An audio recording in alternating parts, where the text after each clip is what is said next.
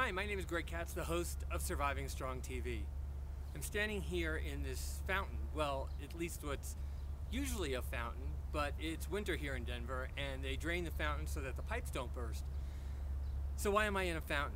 Well, the reality is I wanted to be in a well, but I wouldn't fit in a well, and if you remember all the coverage of baby Jessica back years ago being stuck in a well, didn't really want to bring that much attention to myself. So I'm sort of simulating the well, or what's the inner well that we have within us, by standing in this empty fountain. So what is it about that personal well? We have a finite source of energy, physical, emotional, mental, spiritual, financial, and when we are under stress, we utilize more of those resources just like we do in the environment. Well, can you think of any bigger stress than facing some sort of a health challenge, whether it be a chronic illness or a life-threatening illness? It starts to deplete the water in the well or the energy in the well pretty quickly, and then the well runs dry. So what do you do when the well runs dry?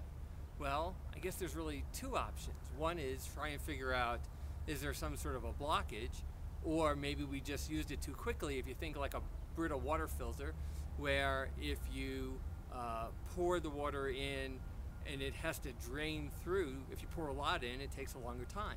So anyway, you have to think about, is there something mechanical going on? So inside your body, is there something that's blocking you from taking in those resources, being distracted, being in pain, anything like that?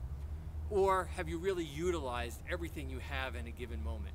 So you can either drill a new well, and sometimes you have to go even deeper, or maybe you can find a way to bring greater resources to the well that you already have. So when we talk about our internal well, there are a couple of ways to do that. Some of it is through personal enrichment, some of it may be through spiritual direction, some of it may be through dialogues with your doctor about if pain is what's sort of draining the well, then how do you address the pain? So you have to do sort of a personal inventory and figure out, where's the energy leak coming from? And then the next part of the phase is, how do you move forward in replenishing that energy that you use every day as a resource when you face a health challenge, in order to keep going, to persevere, to keep on that journey of health and healing, to promote your own level of wellness. Maybe it's a particular poet, maybe it's a hobby, maybe it's about spending time with family and friends, maybe it's about spending time in quiet, maybe going on retreat.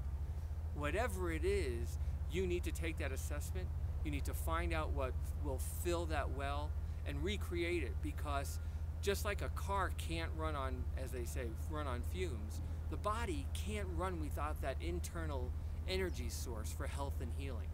So I hope you find what's draining your well, what replenishes your well, and what will give you ultimate abundance on your journey to wellness. For more information on filling your emotional and spiritual well, you can always find resources at www.survivingstrong.com. And until next time, I'm Greg Katz. Be well.